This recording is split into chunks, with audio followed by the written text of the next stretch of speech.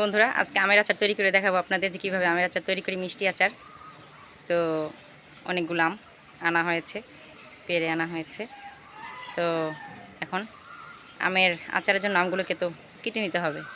চলেন যাই, আমগুলোকে কেটে নিই। আর কীভাবে আচার তৈরি করি সবাই শুরু থেকে শেষ পর্যন্ত পুরো ভিডিওটা দেখবেন। বন্ধুরা আপনাদের তো বললাম যে আমের আচার তৈরি করব।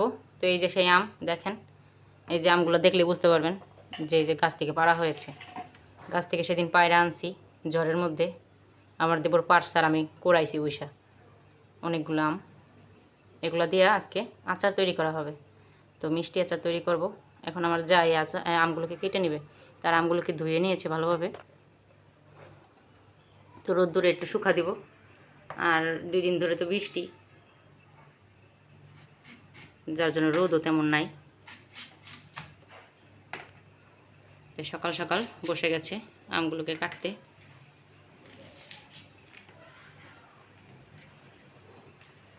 তো এইভাবে কেটে নেওয়া হবে, আর ছোলা শুদ্ধা কেটে নেওয়া হবে। কী জন্য? আমের যদি ভিতরে যে শক্ত আতিটা হয় সেটা খেতে কিন্তু ভালো লাগে আমের আচারের মধ্যে, আর ওটা এখনও হয় নাই, যার জন্য ছোলা শুদ্ধ আচারটা দিলে কি হবে, খেতে ভালো লাগবে, আস্ত থাকবে। তাই ভাবলাম যে একটু রোদ্দুরে দিব। আজকে হালকা হালকা রোদ উঠছে বাহিরে। তো সকাল থেকে যদি রোদ্দুর দেওয়া হয়, প্রায় 4-5 ঘন্টা রোদ দিলে যথেষ্ট। ওই যে এরকম করে সাইজ করে কেটে নেওয়া হচ্ছে 4 খণ্ড করে। তো আচার দিলে পরে ভালো লাগবে। আর আমাদের বাসা সবাই মিষ্টি আচার খেতেই পছন্দ করে, যার জন্য মিষ্টি আচার দেওয়া হবে। আর আমগুলো থেকে খুব সুন্দর ঘ্রাণ আসে। গাছ থেকে পেরে আনার কিন্তু মজাই আলাদা। তো গাছটাও আপনাদের দেখাবো, সমস্যা নেই।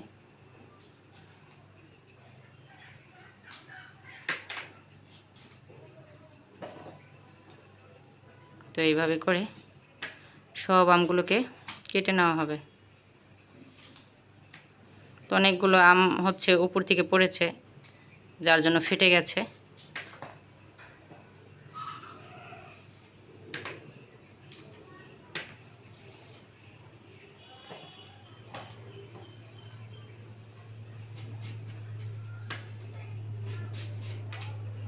আর আমগুলো কিন্তু ভালোই বড় হয়েছে, দেখলে বুঝতে পারবেন। দেখেন, এই বছর আমের ফলন খুব ভালো হয়েছে। অনেক গাছেই দেখলাম অনেক আম হয়েছে। আমাদের এই দিকেরও গাছে অনেক আম হয়েছে। আম পেরে আনা হয়েছে আচার দেওয়ার জন্য। তো আচার দেবো এখন, তার জন্য এখন আমগুলোকে অল্প করে শুকিয়ে নেব। তো আমগুলো দেখেন কত সুন্দর, তাই না? বড় বড় হয়েছে।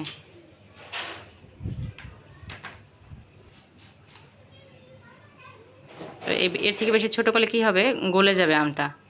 এর জন্য এইভাবে 4 ফালা করে দিয়ে নেওয়া হচ্ছে।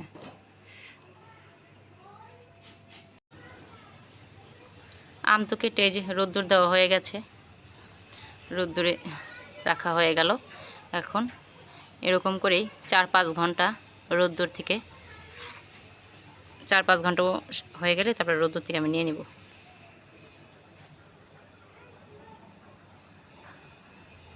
আর আপনাদের বলেছিলাম, তো দেখেন, তো দেখুন বন্ধুরা, এই যে এই গাছটা থেকে পাড়া হয়েছে, দেখেছেন?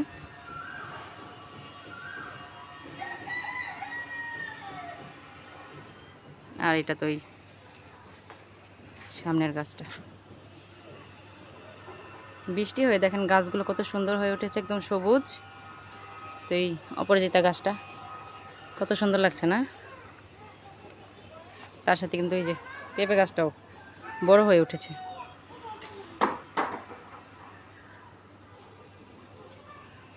চারদিকটা সবুজে ঘেরা একদম।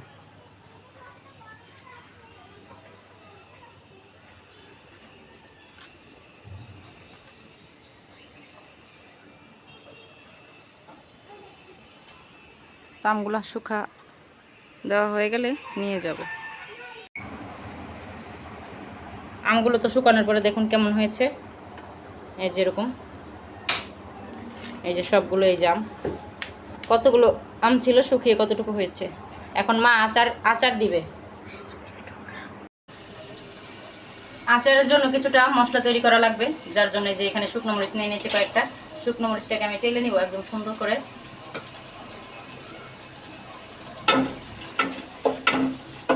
একদম আস্তে রেখে সুন্দর করে ভেজে নিব। মরিচগুলো তো সুন্দর একদম লাল করে ভেজে নিয়েছি দেখুন। এখন আমি তুলে নিব সবগুলোকে। অতিরিক্ত ঝাল দিব না আচারের মধ্যে, কেননা বাচ্চারাও খাবে। তো হয়তো দেখলে বুঝতে পারবেন যে এতগুলো মরিচ দিলে ঝাল হবে না, মরিচটাও তো ঝাল নাই।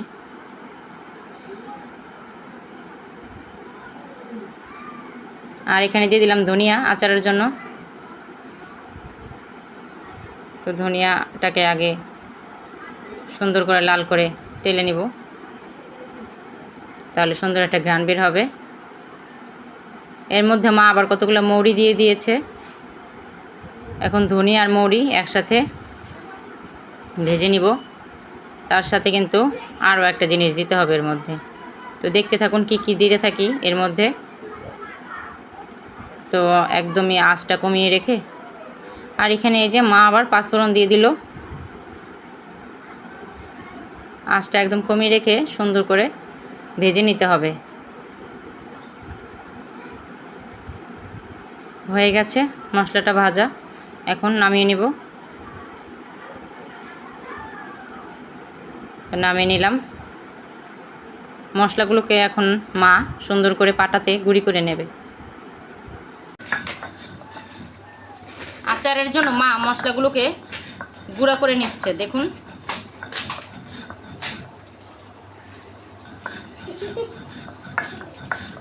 সুন্দর করে গুঁড়ি করে নিতে হবে।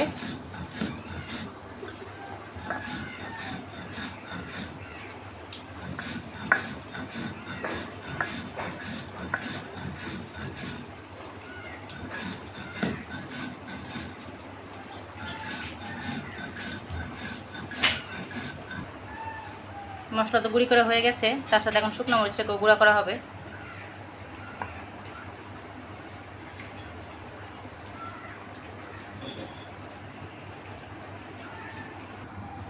মরিচও গুঁড়ি করে নিয়েছে মা দেখুন। শুকনো মরিচ এইভাবে আদা বাটা করে নিয়েছে, পুরোপুরি মিহি করে নিই। এরকম করলে ভালো লাগে খেতে। আচার বানানোর জন্য মা এই যে কড়াই বসিয়ে দিয়েছে, তার মধ্যে সরিষার তেল দিয়ে দিয়েছে দেখুন, খাঁটি সরিষার তেল। তেল গরম হয়ে গেছে, মা এখন এর মধ্যে আমগুলোকে ছেড়ে দিবে এক এক করে।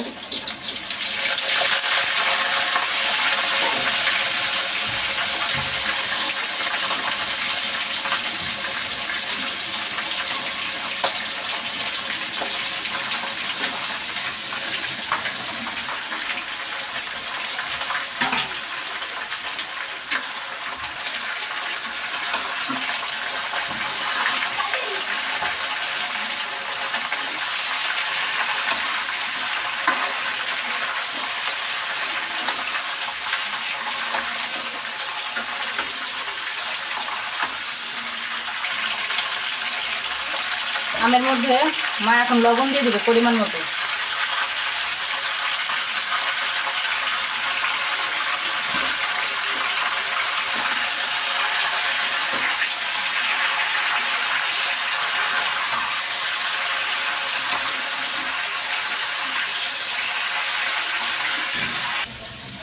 আমের মধ্যে মা এখন চিনি দিয়ে দেবে।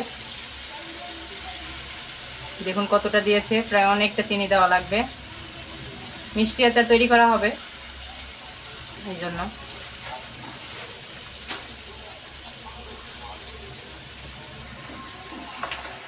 দেখেন চিনির পাহাড় ভেঙে একাকার হয়ে গেছে। এখন আমের সাথে সুন্দর করে জাল দেওয়া হবে অনেকটা সময় নিয়ে।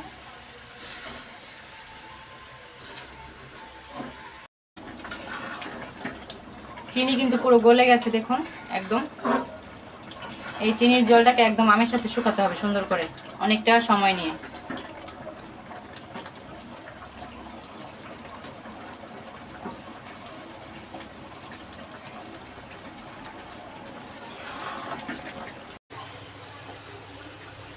শুকনো মরিচের গুঁড়োটা কিন্তু আমের মধ্যে দেওয়া হয়ে গেছে দেখুন।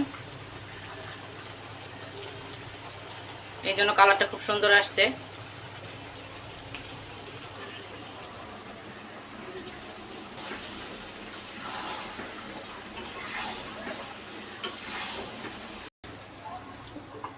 মশলা দেওয়া হয়ে গেছে দেখুন, এই যে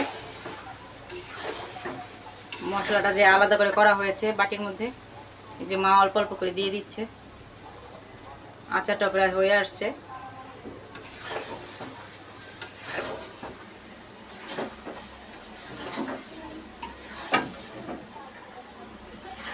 একদম আশা এসে বসে, কত সুন্দর আমের আমের আচার তো হয়ে গেছে, এখন নামিয়ে নেওয়া হবে।